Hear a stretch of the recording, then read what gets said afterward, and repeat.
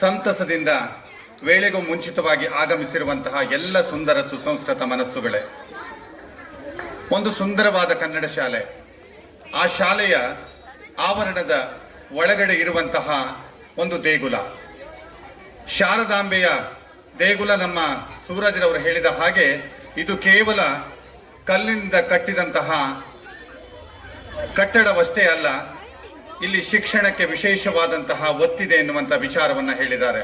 ಅದೇ ರೀತಿಯಾಗಿ ಇಂತಹ ಒಂದು ಸುಂದರ ಶಾಲೆಯಲ್ಲಿ ಅರ್ಥಪೂರ್ಣವಾಗಿ ಇಂದಿನ ಕಾರ್ಯಕ್ರಮದ ವೇದಿಕೆ ಒಂದು ಕಡೆ ಉದ್ಘಾಟನೆಯಾದರೆ, ಇನ್ನೊಂದು ಕಡೆ ರಾಷ್ಟ್ರ ಪ್ರೇಮವನ್ನು ಸಾದರಪಡಿಸುವ, ಪ್ರತಿಯೊಬ್ಬ ವಿದ್ಯಾರ್ಥಿಗಳಲ್ಲಿ ರಾಷ್ಟ್ರಾಭಿಮಾನವನ್ನ ಹುಟ್ಟಿಸುವ, ಪ್ರತಿನಿತ್ಯ ನಾವು ಆ ಲಾಂಛನದ ಮುಂದೆ ನಿಂತು ರಾಷ್ಟ್ರಗೀತೆಯನ್ನ ಹೇಳುವಂತಹ ಒಂದು ಸುಂದರವಾದಂತಹ ಆಕರ್ಷಣೀಯ ಹಾಗೂ ಸುಸಜ್ಜಿತವಾದ ರಾಷ್ಟ್ರ ಲಾಂಛನ ಧ್ವಜಸ್ತಂಭ ನಿರ್ಮಾಣಗೊಂಡಿದೆ.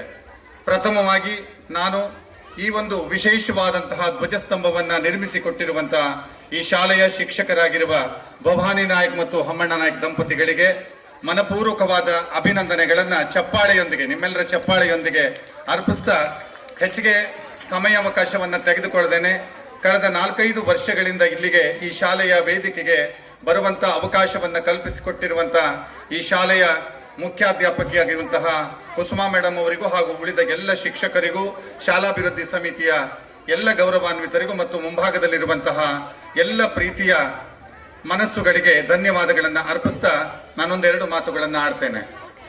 ಬಂಧುಗಳೇ, ಹುಲ್ಲಾಗು ಬೆಟ್ಟದಡಿ ಮನೆಗೆ ಮಲ್ಲಿಗೆಯಾಗು, ಕಲ್ಲಾಗು ಕಷ್ಟಗಳ ಮಳೆಯ ಬಿದಿ ಸುರಿಯೇ, ಬೆಲ್ಲ ಸಕ್ಕರೆಯಾಗು ದೀನ ದುರ್ಬಲರಿಂಗೆ, ಎಲ್ಲರೊಳಗೊಂದಾಗು ಮಂಕುತಿಮ್ಮ ಎನ್ನುವಂತ DVGಯವರ ಸಾಲುಗಳು ಇಲ್ಲಿ ನನಗೆ ನಿಜಕ್ಕೂ ಒಂದು ವಿಶೇಷ ಅರ್ಥದ ಕಲ್ಪನೆಯನ್ನ ಈ ಶಾಲೆಯಲ್ಲಿ ತೋರ್ಪಡಿಸ್ತಾ ಇವೆ. ಯಾಕೆಂದ್ರೆ ಇದು ಕೇವಲ ಶಿಕ್ಷಕರಿಗೆ ಸಂಬಂಧಪಟ್ಟಂತಹ ಶಾಲೆಯಷ್ಟೇ ಅಲ್ಲ, ಇದು ಸಮೂಹದ ಶಾಲೆ, ಇದು ನನ್ನ ಶಾಲೆ ಎನ್ನುವಂತಹ ಉದ್ದೇಶವನ್ನ ಇಟ್ಟುಕೊಂಡು ಪ್ರತಿಯೊಬ್ಬ ಪಾಲಕ ಪೋಷಕರು, ಇಲ್ಲಿರುವಂತಹ ಯುವ ಶಕ್ತಿಗಳು, ಹಾಗೆ SDMCಯ ಎಲ್ಲ ಗೌರವಾನ್ವಿತ ಅಧ್ಯಕ್ಷ ಉಪಾಧ್ಯಕ್ಷ ಸದಸ್ಯರುಗಳು, ಎಲ್ಲ ಪಾಲಕ ಪೋಷಕರುಗಳು ಒಂದಾಗಿ ಒಂದು ಕುಟುಂಬದ ವಾತಾವರಣವನ್ನು ನಿರ್ಮಾಣ ಮಾಡಿ ಅಜ್ಜಿಕಟ್ಟೆಯ ಈ ಒಂದು ಶಾಲೆಯಲ್ಲಿ ಅರ್ಥಪೂರ್ಣವಾದಂತಹ ಕಾರ್ಯಕ್ರಮವನ್ನು ಪ್ರತಿ ವರ್ಷ ಬೆಸೆದು ಎಲ್ಲರ ಸಂತೋಷಕ್ಕೆ ಕಾರಣವಾಗುವುದು ವಿಶೇಷತೆಯೇ ಸರಿ. ಬಂಧುಗಳೇ, ನಾವು ಜೀವನದಲ್ಲಿ ಹುಟ್ಟುತ್ತೀವಿ, ಸಾಯ್ತೀವಿ. ಆದ್ರೆ ಹುಟ್ಟು ಸಾವಿನ ಮಧ್ಯೆ ನಮ್ಮ ಬದುಕು ಒಂದು ವಿಶೇಷವಾಗಿ ಇರಬೇಕಾಗತ್ತೆ.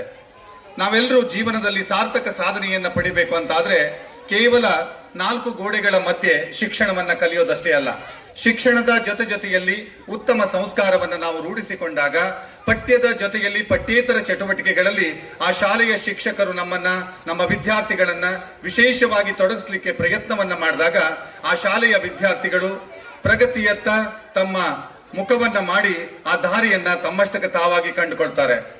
ಇಲ್ಲಿಗೆ ಪ್ರತಿ ವರ್ಷ ಬಂದಾಗ್ಲೂ ಒಬ್ಬೊಬ್ಬರು ಒಂದೊಂದು ಹೊಸತನದ ಮಾತುಗಳನ್ನ ಹೇಳ್ತಾರೆ.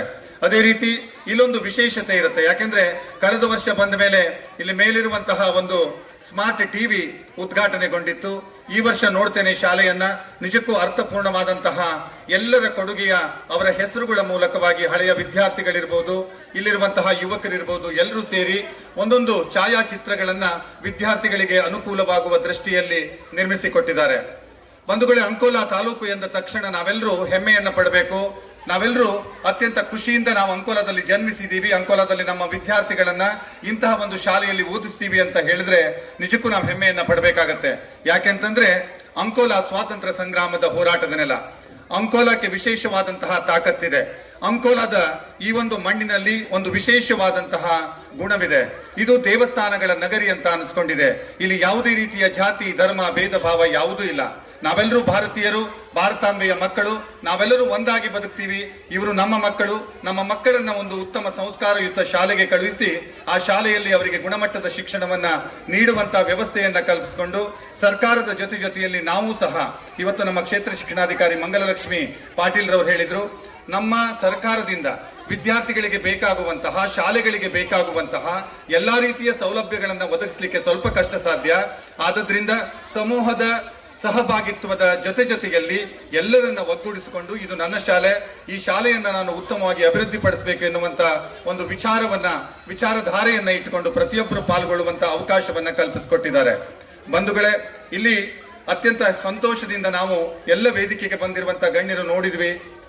ಅಲ್ಲಿ ವಿಶೇಷವಾಗಿ ಎಲ್ಲ ಈ ಒಂದು ಛಾಯಾಚಿತ್ರಗಳ ಜೊತೆಯಲ್ಲಿ ನಮ್ಮಲ್ಲಿಯ 2 ಪ್ರತಿಭೆಗಳು, ಯಾಕೆಂದ್ರೆ ಪ್ರತಿಭೆಗಳು ಅನ್ಬೇಕಾಗತ್ತೆ, ನಮ್ಮ ರಾಷ್ಟ್ರ ಕೊಡುಮಾಡುವಂತಹ ಪದ್ಮಶ್ರೀ ಪ್ರಶಸ್ತಿಗೆ ಭಾಜನವಾಗಿರುವಂತಹ ಒಂದು ಅರಣ್ಯವನ್ನೇ ಅವಲಂಬಿಸಿಕೊಂಡು ವನದೇವತೆಯಾಗಿ ತನ್ನನ್ನು ತಾನು ಗುರುಸಿಕೊಂಡಿರುವಂತಹ ತುಳಸಿ ಗೌಡ್ರವರ ಈ ಒಂದು ಭಾವಚಿತ್ರ ನಿಜಕ್ಕೂ ಆ ಮರದಲ್ಲಿ ಚಿತ್ರಿಸಿದಂತಹ ಆ ಕಲಾಕಾರನಿಗೆ ನಾವು ಒಂದು ಚಪ್ಪಾಳಿಯ ಮೂಲಕ ಧನ್ಯವಾದಗಳನ್ನು ಅರ್ಪಿಸಬೇಕಾಗ್ತದೆ. ಜಾನಪದದ ಕೋಗಿಲೆ ನಮ್ಮ ಸಮೀಪದವರೇ ಆಗಿರುವಂತಹ ಸುಕ್ರಿಗೌಡ ಇನ್ನೋರ್ವರು, ಅಂದ್ರೆ ನಮ್ಮ ತಾಲೂಕಿನಲ್ಲಿ ಎಷ್ಟು ಪ್ರಾಜ್ಞರಿದ್ದಾರೆ, ಎಷ್ಟು ಜಾಣರಿದ್ದಾರೆ ಅನ್ನೋದನ್ನ ನಾವು ಅರ್ಥೈಸ್ಕೊಳ್ಬೇಕು. ಆ ಸುಕ್ರಿಗೌಡ್ರವರ ಭಾವಚಿತ್ರವನ್ನು ಬಿಡಿಸಿದ್ದಾರೆ. ಈ ಶಾಲೆ ಒಟ್ಟಾರೆಯಾಗಿ ಇಲ್ಲಿ ನಾವು ತೊಡಗಿಸ್ಕೊಳ್ತೀವಿ ಅನ್ನೋದಕ್ಕಿಂತ, ಪಾಲಕರು ತೊಡಗಿಸ್ಕೊಳ್ತೇವೆ ಅನ್ನೋದಕ್ಕಿಂತ ಈ ಶಾಲೆಯ ಶಿಸ್ತನ್ನ ಯಾವುದರಿಂದ ಗಮನಿಸಬಹುದು ಎನ್ನುವ ವಿಚಾರವನ್ನು ನಿಮ್ಮ ಮುಂದೆ ಹೇಳ್ತೇನೆ.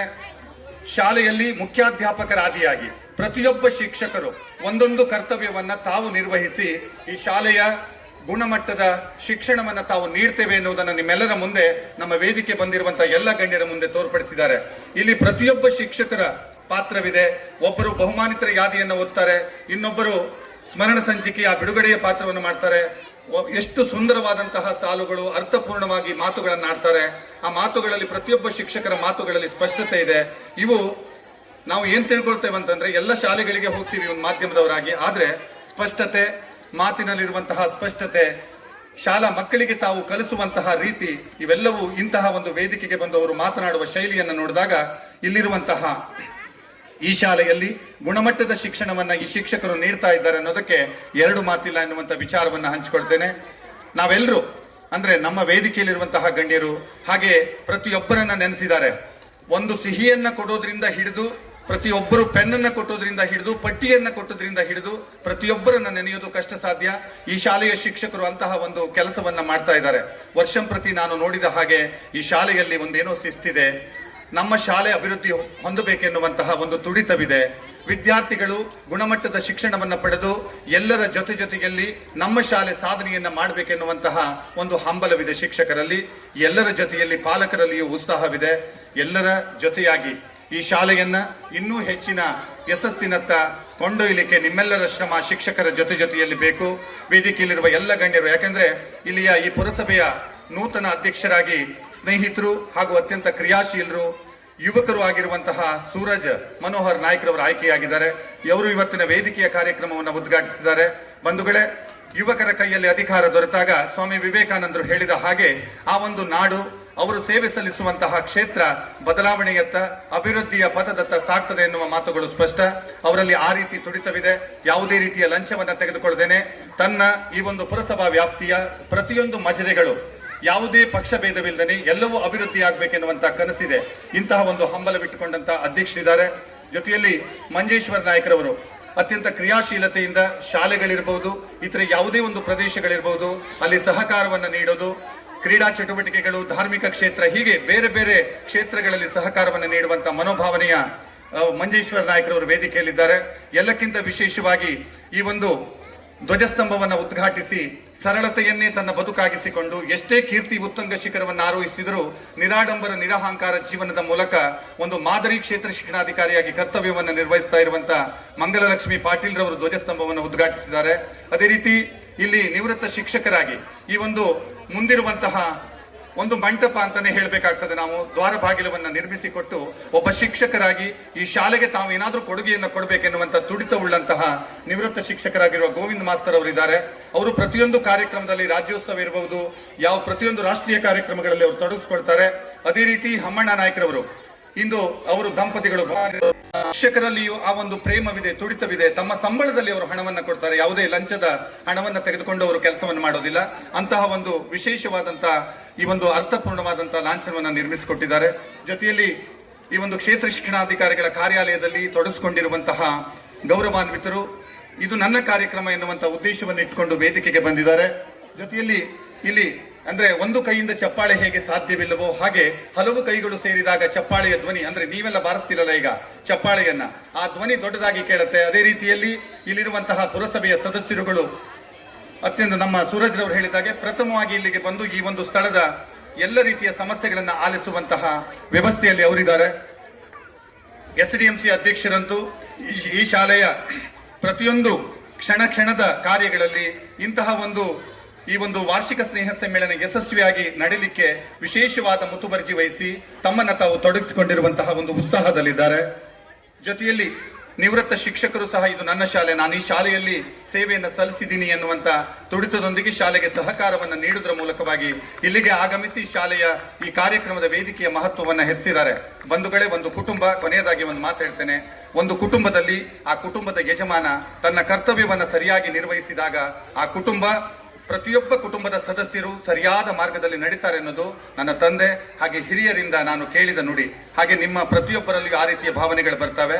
ಅದೇ ರೀತಿಯಾಗಿ ನಾನೊಬ್ಬ ಮುಖ್ಯಾಧ್ಯಾಪಕಿ ಎನ್ನುವ ಸ್ವಲ್ಪವೂ ಅಹಂಭಾವನೆ ಇಲ್ಲದೇನೆ ಯಾರೇ ನಮ್ಮಂತವರು ಕಂಡಾಗ ಅತ್ಯಂತ ಗೌರವಯುತವಾಗಿ ಒಬ್ಬ ಸಹೋದರನ ರೀತಿಯಲ್ಲಿ ಮಾತನಾಡಿಸ್ತಾ ಅತ್ಯಂತ ಸರಳತೆ ಸಹನೆಯನ್ನೇ ಬದುಕಾಗಿಸಿಕೊಂಡಿರುವಂತ ಮುಖ್ಯಾಧ್ಯಾಪಕರು ಮತ್ತು ಎಲ್ಲ ಶಿಕ್ಷಕರ ಸಹಕಾರ ಈ ಶಾಲೆಗೆ ಇರುವಾಗ ಈ ಶಾಲೆ ಇಷ್ಟೇ ಅಲ್ಲ, ಮುಂದಿನ ದಿನಗಳಲ್ಲಿ ಎಲ್ಲರ ಸಹಕಾರದಿಂದ ನೀಲಂ ದೇವಿಯ ಆಶೀರ್ವಾದದಿಂದ ಶ್ರೇಯೋಭಿವೃದ್ಧಿ ಕಾಣಲಿ ಎನ್ನುವಂತ ಮಾತನ್ನ ಹೇಳಿ ನನ್ನಂತ ಒಬ್ಬ ಸಾಮಾನ್ಯ ಪತ್ರಕರ್ತರನ್ನು ಕರೆದು ಇಲ್ಲಿ ಮಾತಾಡಲಿಕ್ಕೆ ಅವಕಾಶವನ್ನು ಕೊಟ್ಟಂತ ವೇದಿಕೆಯಲ್ಲಿರುವ ಎಲ್ಲ ಗಣ್ಯರಿಗೂ ನನ್ನ ಮಾತನ್ನ ಪ್ರೀತಿಯಿಂದ ಆಲಿಸಿದ ತಮ್ಮೆಲ್ಲರ ಪಾದಾರ ಬಿಂದಗಳಿಗೆ ನಮಸ್ಕರಿಸಿ ನನ್ನ ಮಾತನ್ನು ಮುಗಿಸ್ತೇನೆ. ನಮಸ್ಕಾರ.